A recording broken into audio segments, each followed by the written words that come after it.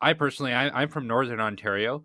There is a lot of economic depression there, and by economic depression, I mean some places up there they look quite dismal. Um, good Right. luck finding a good luck being a young man my age and getting a job there.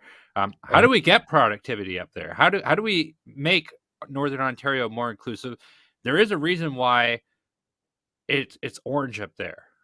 They love voting NDP because they want the NDP to subsidize the individual there, because the individual, a lot of them don't feel like they have choices up there, and a lot of them don't. How do we fix that problem? Because man, it's a big problem. There's so much we could do with Northern Ontario and make it better. It's an awesome place. Um, but yeah, it picked my interest with those things, and I wanted to talk about that a little bit. What do you have? What are your thoughts? Well, I don't know how much they love voting NDP. I mean, our candidates are telling us that they're getting kind of tired of the NDP up north, and even places like Hamilton. I got a report today that our candidate was out door knocking in a NDP stronghold, and NDP voters have had it.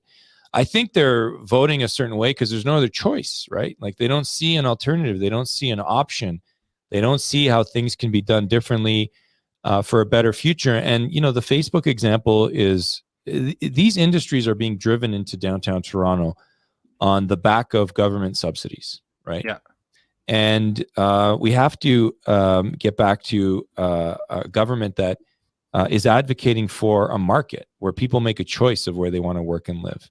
Look, I was born in North York. There's no secret about it. And then my wife and I lived in Mississauga.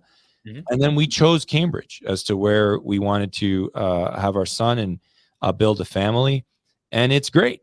And I don't miss it. I don't miss the GTA. And my concern now is people start calling Cambridge the GTA. And alarm bells start ringing for anyone living in Kitchener, Waterloo, Cambridge, the GTA. And it's because so many people are driving into Toronto because there's not enough jobs out in the Kitchener, Waterloo, Cambridge area or southwestern Ontario or the north. And so the government programs to develop, like we just saw, jobs or facilities in Toronto distorts the economic a position of other regions in Ontario, and also distorts choices that people make of where they want to work and live. Because I don't buy that most people want to work and live in Toronto. I don't buy that.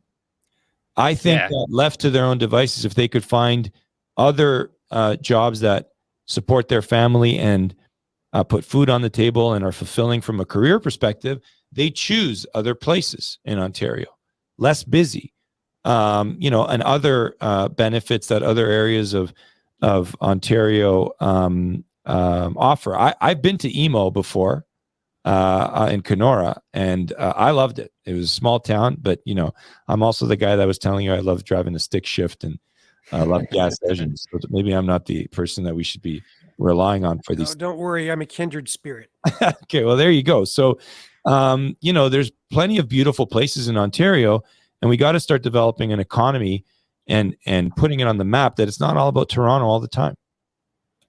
Yeah. Do you think there's anything specific that could be done for Northern Ontario to increase productivity up there, whether it be like resource development or anything like that? The resource development has to be priority number one.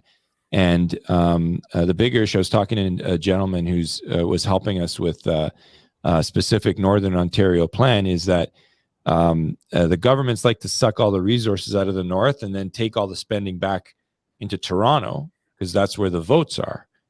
And so something's got to be done outside the box to give Northern Ontario more power in terms of the resource benefit they get, so that it's not sucked up by government in taxation or used by government and then redistributed to downtown Toronto where they're chasing after votes.